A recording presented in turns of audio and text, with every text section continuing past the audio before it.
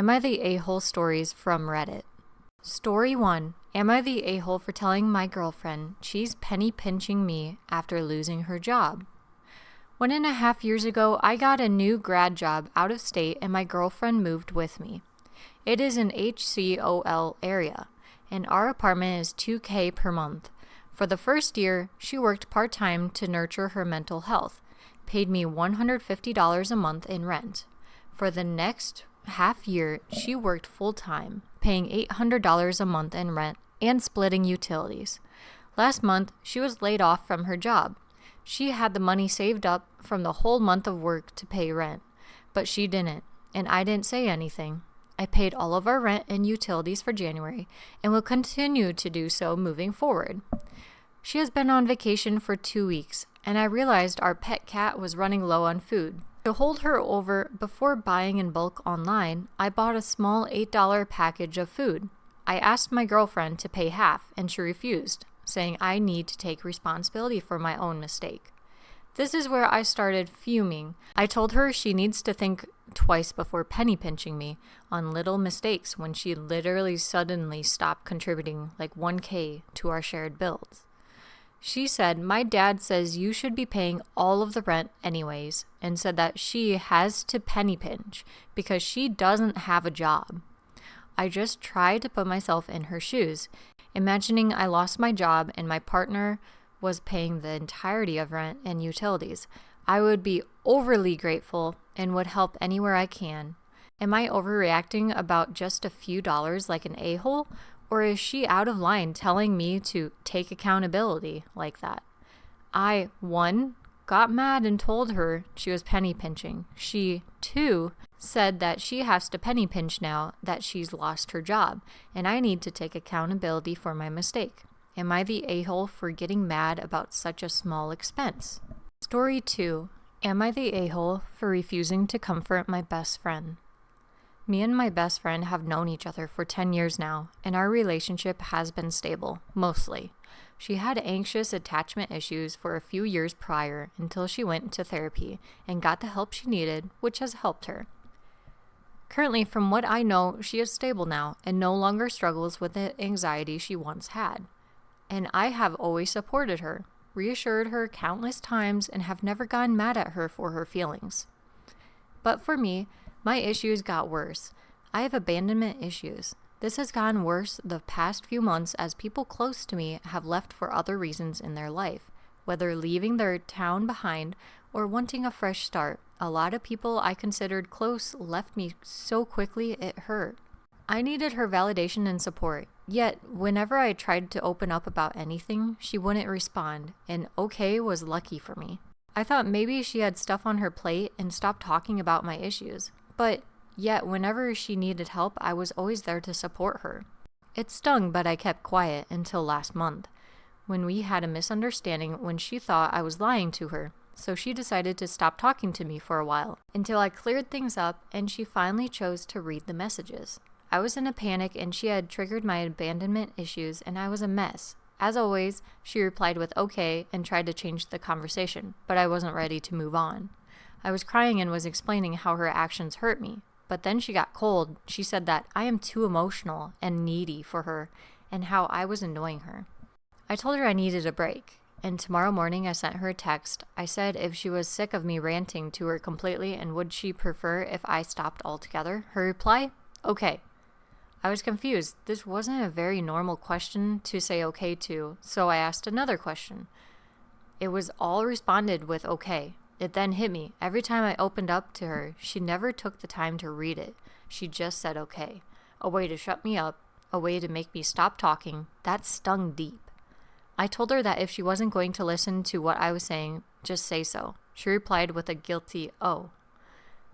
Our conversations became surface level from that day on. I never talked about how I felt again until today, 2 months later. She was venting about how she feels horrible the past few days and wishes someone was there for her. I was angry. I told her if she wasn't there for me, I won't be there for her, and hung up. It was so hard to do and left me sobbing, but I couldn't deal with it anymore. She sent me an angry message telling me that I was horrible to her, and I didn't reply. though some mutual friends of ours took her side and have been calling me salty and petty, but my other friends think otherwise. So, am I the a-hole? They tell me that maybe she wasn't in the headspace, and now I'm rethinking. Maybe I was too needy and suffocating. Story 3. Am I the a-hole for going off on my mother-in-law? To preface, I have a 9-week-old baby. I was breastfeeding her, and it was causing total chaos on my mental health, so I switched to formula. I had also tried exclusive pumping, and it was honestly even worse. My mother-in-law had asked how breastfeeding was going, and I told her we switched to formula. She said, "Oh, you gave up already?" Yeah, I did. It was causing me to mentally spiral. I snapped at her and told her to keep her unsolicited opinion to herself. Also, apparently when I left the room, she told my husband that he should attempt to convince me to keep breastfeeding. I think I could be the a-hole for going off on her, and my husband said I shouldn't have said anything. But I've been having a lot of mom guilt about stopping. It just got under my skin. So, am I the a-hole here? Should I have just kept quiet and avoided saying anything? Story 4. Am I the a-hole for not allowing my newborn niece at my wedding? I am getting married June 2025 to my fiancé. His sister will be having their second child very soon in February. We decided very early into the wedding planning process that we do not want any children that are 5 years and under to attend the wedding. This would include my soon-to-be sister-in-law's 2 children, who will be 1 and 4 months at the time of June. I could sense some annoyance in this from his family members, with them being so young, and comments from my mother-in-law about us having farm animals at the wedding, but not babies. Our wedding is at a farm. Am I the a-hole for assuming she'd find someone to watch their very young children for a whole day? Edit for clarifications. Thank you all for pointing out to me that it's not right to assume she'd find childcare. However, it's not like I haven't thought of that. I've already talked with her about helping her find childcare and also having the baby present for part of the wedding so she can attend to the baby. Hope this helps. Story 5. Am I the a-hole for how I handled my son's girlfriend spending the night? I have 2 children, Donna, 21 female, and Austin, 19 male. Both live at home, but also stay on campus at their respective colleges. Austin has a girlfriend, Bridget, whom he's been dating for nearly a year. Early in their relationship, Bridget stayed over once while Donna was at school. With Donna's blessing, Bridget slept in Donna's room, and Austin stayed in his own. They choose to sleep separately, and there was no drama.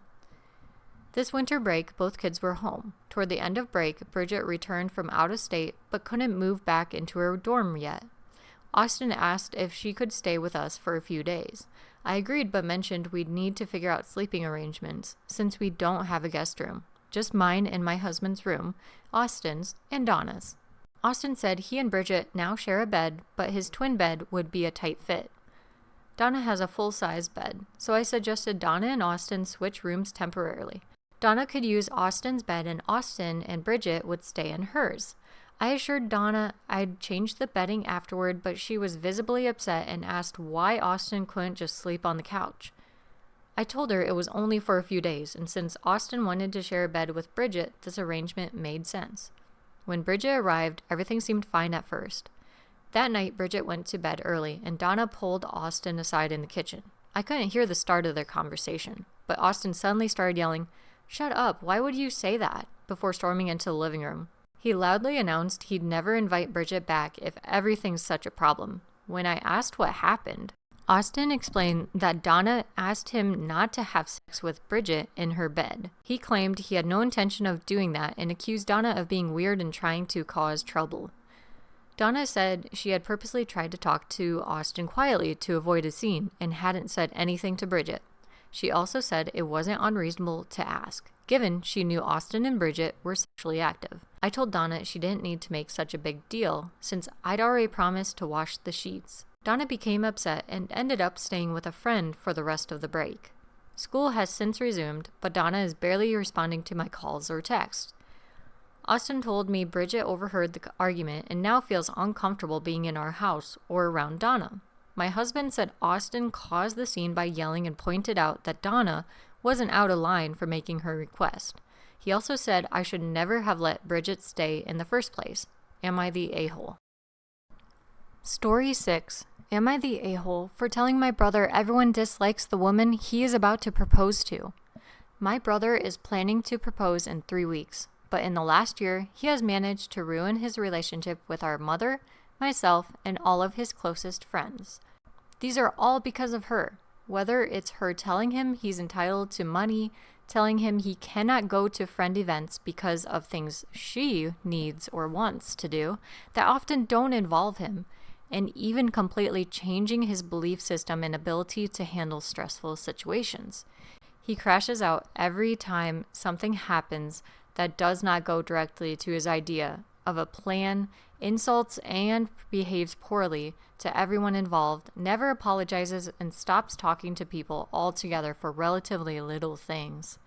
His friends have all come to me to ask what's going on and why he is acting like this and why he has changed so much, as well as to vent and make me aware of their experiences with him acting in similar ways and sharing very similar concerns about how his partner affects him. She has always been very rude to me and makes it clear she does not like me and has completely turned him against our mother to the point that my brother won't even communicate with our mom. It's tearing her life apart. She can't sleep. It's affecting her work and relationship, all because he won't talk to her after she bought a house after never having one, instead of paying for his college. We grew up poor, so where the sense of entitlement comes from is a mystery, probably his partner. My father and stepmother are completely on his side and would pretty much do anything to defend both my brother and his partner, which makes me feel like I'm the mediator of the 3 different parties: mother, friends, dad, and stepmom, trying to mitigate and have answers for intense heartbreak, genuine concerns, and overprotection, respectively. I know I need to talk to him, but I'm not sure how to approach one. Nevertheless, all issues without him freaking out and cutting me off as well.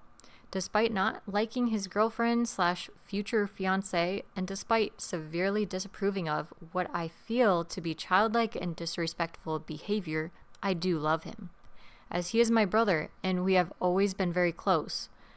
I know even with very carefully crafting a calm argument, doing everything I can to avoid sounding like I am insulting or accusing either of them, he will still more than likely hate me and start freaking out over it. Am I the a-hole for wanting to show up at his door and force him to talk about this with me? Am I the a-hole for feeling like it's my responsibility to essentially bomb drop how everyone in his life is concerned and heartbroken about his behavior, and primarily blames it on his girlfriend and the way she has sheltered and changed him so drastically? He is proposing in 3 weeks, and almost everyone in his life who loves and cares for and has known him for a significant amount of time disapproves of her and his behavior. But I am supposed to be the messenger for all of it right before he proposes? Story 7. Am I the a-hole for not considering my family a real family to me anymore because they said that I don't have space with them? I, 17 female, live with my mother and my stepfather. My parents have been separated since I was 7 years old, and I have always accepted it well because I never had such a strong connection with my father. The family on my father's side is very large, and until a few years ago, it was very close-knit.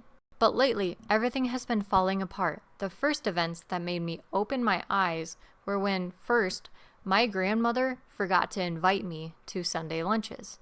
I never gave it much importance, but this Sunday, my cousin, let's call her Claire, asked where I was, to which she replied, "I don't know, I haven't called her, but since she didn't come here, I won't call her." Another situation was that her dog had a problem, and as she didn't want to leave the house, she asked me to go and give her medication every day at 6 in the morning. Now, what makes me think that I might be the a-hole in this situation was that there was a big lunch with my late grandfather's extended family. My father, in a video call, mentioned this lunch and said he would like me to go, since he works in another country and could not attend. When I talked about the subject with my grandmother, she said to me, well, about that, I didn't invite you because you don't have space with us. But look, since you're staying here, you can take care of the dog. With that said, I left her house with so much pain because even if she did all of that, she was an inspiration. I also left the family group because they were talking about how I would survive being spoiled. They think that I'm spoiled because I don't have brothers. My father hasn't spoken to me since that day. He had told me, hours after what happened, that he was family and if I wanted to, I would have tried to please everyone. The issue wasn't about wanting to go, but the way my grandmother said it so matter-of-factly, without a bit of consideration or sympathy. So, am I the a-hole for saying that they're not my family anymore? Story 8. Am I the a-hole for declining to attend a funeral? My mother passed day before yesterday. She was 94. I have not seen her in more than 16 years. When I was contacted by a family member with the news, I made it very clear that I had no intention of attending her funeral. My family member was shocked and even upset. I tried to not sound mean or anything to him. That was not my intention. A little background. My mother had me 66 years ago, back when women were obligated to have kids. Much to her displeasure, she ended up eventually having my younger brother and myself. She clearly did not want to be a mother. We were raised by nannies. I have never been told that she loved me, ever, nor given me a hug or a kiss. She has never shown much interest in me as a person or her daughter either. She only showed as much attention as she had to, so to not look like a bad mother. Especially given my dad's job, high earner executive. We both went to private boarding schools as soon as she could talk our father into sending us away. We were in interference with her life. About 10 years ago, I had a life-threatening illness and not expected to survive. Doctors told my husband to call my family in to say goodbye, as I was not expected to survive. My husband called everyone, including her. When he called her, her reply to the news, I wouldn't survive more than a couple of days was, well, thank you for calling and goodbye. No questions, no concern at all. We found out later the reason she didn't come to the hospital. She had a long trip planned with friends, so she didn't show up due to money problems. She did not even call back to check on me or get details of what was wrong with me. Don't misunderstand, we live less than 5 miles apart. It was not a matter of distance. Even to the hospital, it was only about 7 miles for her. After that, my husband, who is the nicest guy, did not like her when he eventually met her, and my husband likes everyone.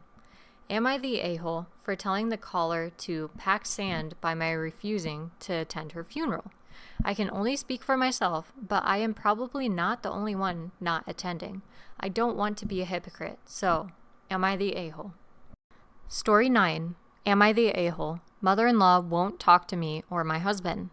Looking for an unbiased opinion here. Everyone I know says my husband and I haven't done anything wrong, but I still feel guilty. Some context. I'm 26 female and my husband is a 25 male. We got married 3 months ago. Since we got married, we moved out of his parents' house where we stayed for a short amount of time. I have 2 cats and my husband has 3. Obviously, when we moved, we took all of our cats with us. Well, this was very difficult for my mother-in-law because she was very close to our cats. She helped us take care of them and treated them like her babies. This isn't the issue though. The issue is now every time we see her or when she comes over, she criticizes us about how we care for the cats. At first it wasn't a big deal. She would suggest we get more toys, leave the TV on while we're not at home, we both work full-time, etc. We built an outdoor catio and filled it with toys for them so they wouldn't get bored. But recently she accuses us of not taking care of the cats well. She'll say they look like they lost weight, accuse us of not feeding them enough, criticizes the brand of food we buy, even though we buy exactly what she told us to. We treat our cats better than anyone I know. They are spoiled. Well, clearly she doesn't think so. My husband has had enough of the insults, and last time we were at her house, she started going at him about this issue. He got upset and told her to stop the constant nagging about the cats. Then he stormed out, and we left. We thought it wasn't a huge deal that we all got over it until now. It's been a week since the incident now. We messaged her the link to our wedding photos from our photographer with a disclaimer not to send to anyone because we want to be the first ones to post our photos. She responds, okay, no problem, but 20 minutes later, send a nasty text to my husband basically saying, why would you ask me this? It's so uncalled for, as if you can't trust me not to share your pictures with the world. Remove me from having access. I never even wanted to see your pictures. Also, I'm still mad about how you got upset when I was telling you about the cats. You got mad about something you are wrong about. You don't take good care of the cats, and I was just telling you what you need to do. But from now on, I will stay away. At this point, we realized we took it too far and really upset her. I have never seen this behavior from her as long as I've known my husband. My husband tried to call her and apologize, but she is giving him the silent treatment. We're giving her space and hoping it blows over. So, am I the a-hole? Story 10. Am I the a-hole for fiancé storming off? Context. We've been together for about 5 years, engaged for 1. We've lived together for about 2 years. We are mid-20s. Recently, the amount of arguments have increased. Dare I say, I never have issues with anything and am generally relaxed. However, sometimes my significant other thinks I'm too chill and don't stress enough, which I figure would be a good thing. I just don't see a point in stressing because either things can be fixed or they're out of my control. Anyway, today we were in the kitchen and I was washing a couple of glasses and we were about to make dinner. She needed a small bit of hot water and I turned the faucet into the sink tub closest to her that I wasn't using. I had the temperature in the middle and about middle pressure too, as I was only cleaning a few glasses. I turned the temperature on hot for her, and considering she only needed a little bit, I kept the pressure on medium. She turned the pressure on max, left it for a few seconds, put it back to medium, then got her a little bit of water. I asked why she did that, and she said, "Makes the water boil quicker." I said pressure doesn't. It's whether the temperature is on hot or cold, and it would have been hot on the pressure it was on when I gave it to her. She said I was wrong, but I insisted. Lo and behold, argument. On her end, I'm a C-word, sometimes who never believes her. It's a faucet, there's no conspiracy. She doesn't want dinner anymore, and she's leaving to either go to the gym or, in her words, park somewhere to get away from you. I'm confused as to the escalation, and if I should just have left it. I didn't say anything in a condescending tone at all. I said it so monotone and normal, like it was basic conversing. Am I the a-hole that I should have just said, "Okay, you're right," and left it? Or is standing my ground about the basic use of a faucet valid?